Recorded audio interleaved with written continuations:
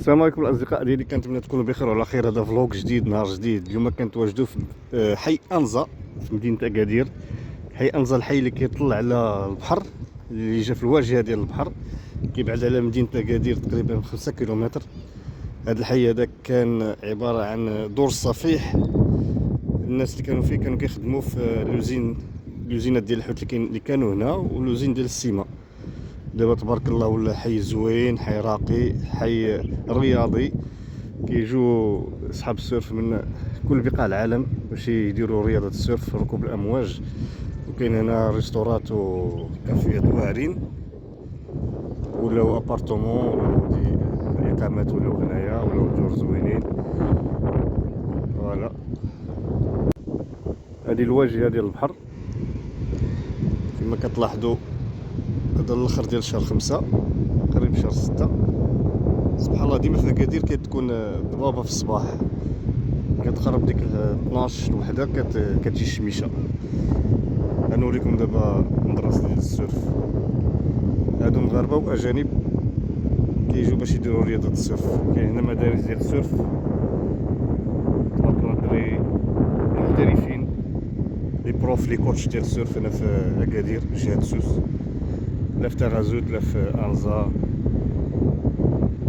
اليوم الناس داخلين.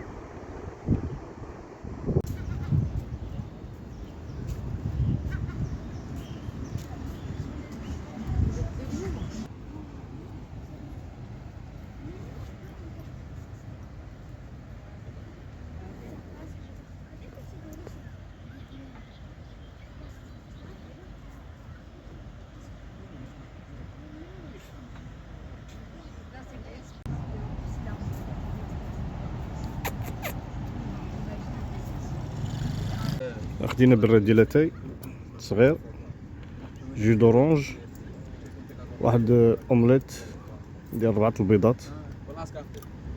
هادشي اللي خدينا اليوم. من بعد نقول لكم الثمن والجوده.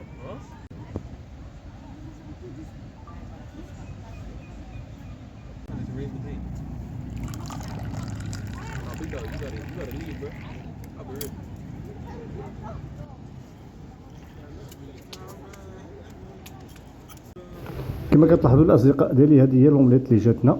اومليت بمطيشه، 4 البيضات، الزيتون، التوابل مع الخبز. وهادشي كامل تقام علينا غير 47 درهم. الصراحه الاصدقاء ديالي، احسن بلاصه الانسان يقدر يمشي لها، لا في العطله لا في الويكاند، هي انزا. الناس ديال اكادير والنواحي، وحتى الناس اللي كيجوا من مدن اخرى.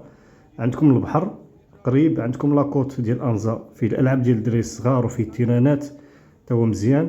وعندكم هاد لي ريستورون وهاد لي كافي رخاص بزاف، رخاص بزاف بارابور للسونتر ديال اكادير والقهاوي اللي كاين في اكادير وفي مارينا. كنتمنى يكون هذا الفلوق هذا عجبكم. شاركونا بالتعليق ديالكم الى ديجا جيتوا لهاد البلاصه هادي. شكرا، ونشوفوا ان شاء الله فلوق جديد. شكرا بزاف، باي باي.